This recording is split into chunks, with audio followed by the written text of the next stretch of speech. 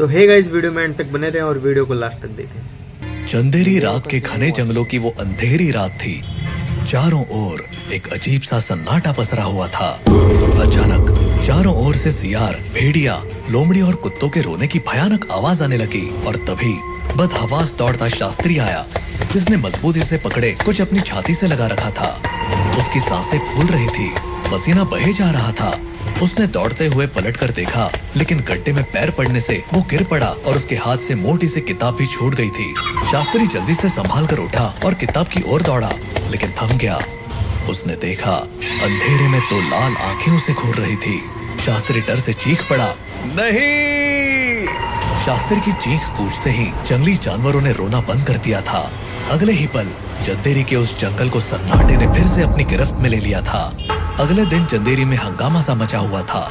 चंदेरी के लोग पुलिस के साथ मिलकर जंगल में शास्त्री को तलाश रहे थे। जंगल में एक लंबी तलाश के बाद शास्त्री का शरीर उन्हें मिला, जिस पर पंजों के निशान थे।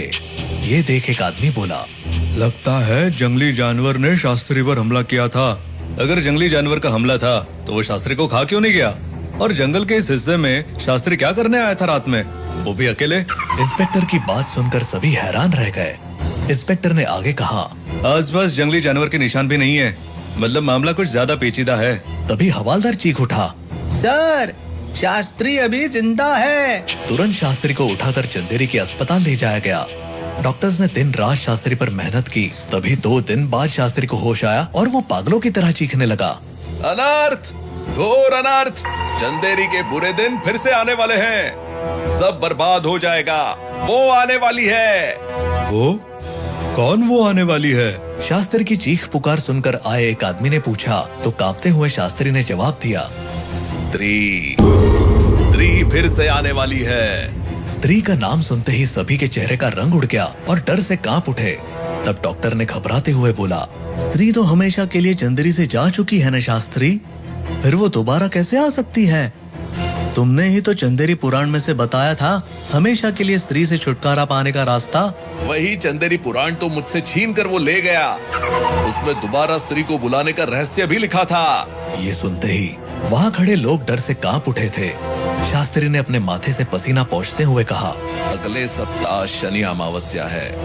उसी दिन स्त्री को दोबारा बुलाया जा सकता है। इसलिए शनि अमावस्या से पहले चंदेरी पुराण को तलाशो, नहीं तो चंदेरी की गलियों में फिर से मौत बनकर स्त्री घूमेगी।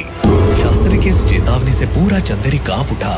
चंदेरी का बच्चा बच्चा चंदेरी पुराण को तलाशने लगा था। जैसे जैसे शनि अमावस्या नजदीक आती गई और चंदेरी पुराण लापता रहा, चंदेरी के लोग स्त्री लौटने की कल्पना से कांपने लगे थे। सभी ने दोबारा अपने घरों की दीवार पर लिखना शुरू कर दिया था, ओ स्त्री कल आना। चंदेरी के मर्दों ने दिन ढलने के बाद घरों से निकलना बंद कर दिया था। शनि अमावस्या की रात एक अजीब सा सन्नाटा चंदेरी में छाया था। दूर तलक सड़क पर आवारा कुत्ता तक नजर नहीं आ रहा था। लेकिन चंदेरी के जंगल में बेखौफ सोनू और मोनू चले जा रहे थे। मोनू ने हाथ में लालटेन थाम रखी थी और सोनू ने एक झोला लटका रखा था और हाथ में चंदेरी पुराण पकड़ रखी थी। सोनू, तू अभी भी सोच ले, कहीं ऐसा ना हो कि स्त्री को बुलाकर हम दोनों फंस जाए, क्योंकि हम दोनों लड़के हैं और लड़कों का ही तो शिकार करती है स्त्री। स्त्री हमारा शिकार नहीं करेगी, बल्कि हमारे इशारे पर नाचेगी। मोनू, चंदेरी पुराण में साफ लिखा है, शनि अमावस्या को स्त्री को अभिमंत्रित करके बुलाने पर स्त्री बुलाने वाले की गुलाम हो जाती है। इसीलिए तो लाल आंखों वाला शैतान का भैंस धरकर चंदेरी पुराण को छीना था शास्त्री से, पर तेरी बेवकूफी की वजह से शास्त्री जिंदा बच गया। कोई नहीं, स्त्री 2 का पहला शिकार हम शास्त्री को बना देंगे। दोनों हंसने लगे। जंगल में घने पीपल के पेड़ के नीचे दोनों रुके। मोनू, इस पीपल के पेड़ के नीचे हमें स्त्री को बुलाना है। दोनों ने अपना सामान वहाँ रखा। सोनू ने मोनू को चंदेरी पुराण देते हुए कहा, मैं स्त्री की गुड़िया हाथ में थामता हूँ, तू चंदेरी पुराण में स्त्री को वापस बुलाने वाला पाठ बुदबुदा। सोनू ने हाथ में स्त्री की गुड़िया थामी और उसके पीछे कुछ दूर मोनू चंदेरी पुराण में स्त्री बुलाने वाला पेज खोलकर खड़ा हो गया। तभी मोनू ने देखा लालटेन की रोशनी कम है। उसने चंदेरी पुराण वही रखा और लालटेन की रोशनी तेज करने लगा। तभी हवा का एक झोंका आया और कुछ पन्ने पलट गए। तभी सोनू बोला, अबे पढ़ना, क्यों टाइम खराब कर रहा है? मोनू ने तुरंत चंदेरी पुराण उठाई और उसे पढ़ने लगा। ये देखे बिना कि पन्ने पलट चुके हैं, मोनू पढ़ता चला गया।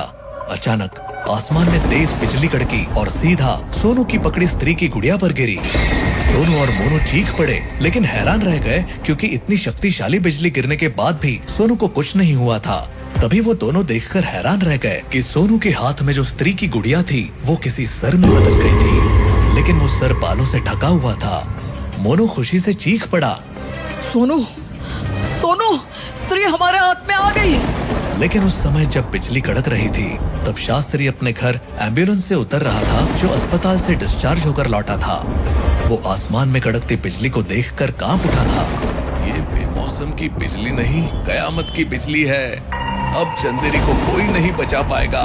उधर सोनू और मोनू हैरानी से हाथ में आए उस सर को देख रहे थे। सोनू, चेहरा तो स्त्री का था, सुना है बहुत खूबसूरत था। हाँ यार, अब तो कंट्रोल नहीं हो रहा। कहते हुए सोनू ने उस सर पर से बाल हटाए तो वो चीख पड़ा। बालों के नीचे से निकला चेहरा एक भयानक मर्द का था। अचानक उस चेहरे ने आंखें खोली। वो आंखें खोलते हुए खून की तरह लाल और भयानक थी। अचानक वो चेहरा भयानक हंसी हंसने लगा। ये देख सोनू ने घबराकर उस चेहरे को फेंक दिया, लेकिन वो चेहरा गिरा नहीं बल्कि हवा में खड़ा होकर कहकहे लगाने लगा। ये देख सोनू मोनू चीखते हुए भागने लगे। अचानक गोली की रफ्तार से वो चेहरा सोनू पर उछला और एक झटके में सोनू की गर्दन को अपने मुंह में दबाकर खा गया।